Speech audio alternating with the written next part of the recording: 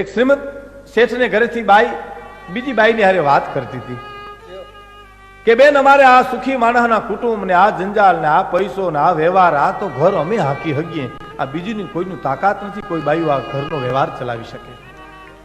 સુખી બાઈ પણ અમે એમ કહેતી હતી.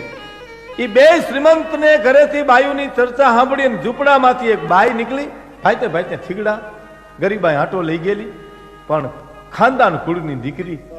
એને ચર્ચા સાંભળીને એટલું કીધું કે બેન તમે શું વાત કરો છો?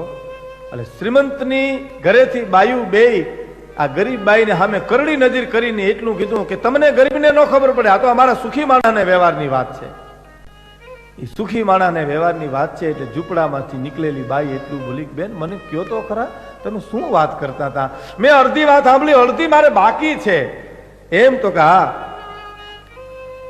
કે બેન અમે તો એમ વાતો કરીએ છીએ કે આ પૈસો, આ વ્યવહાર, આ જંજાળ, આ નોકર, આ ચાકર, આ ઘર અમે ચલાવી શકીએ, બીજી કોઈની તાકાત નથી આ ઘરનો વ્યવહાર ચલાવી શકે. તેથી ગરીબ બાઈ ભાઈતે થીગડા હતા. ઈ બાઈ એટલું બોલી હતી કે બેન માફ કરજો, અમે તો ગરીબ કહેવાય, તમારા સામે કોઈ દી વાત અમે ન કરી શકીએ, પણ માફ કરજો બેન. ઘર તમે નો હાક્યા કહેવાય, ઘર તો અમે હાક્યા કહેવાય. કે કેવી રીતે? કે તમારા ઘરમાં કોઈ દી બેન દાણો ખૂટે નહીં, શ્રીમંત ને ઘરેથી છો એટલે.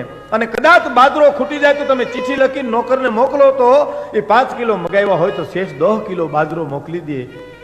પણ બેન અમે અમારા ઘરમાં બાજરો ન હોય, અમે અમારા ધણીને બજારમાં બાજરો લેવા મોકલીએ, મહેમાન આવે ત્યારે એ બાજરા વિનાનો બીજા 5 મહેમાનને લઈને આવે છે ને, એના ભાણા અમે હાચવીએ છીએ.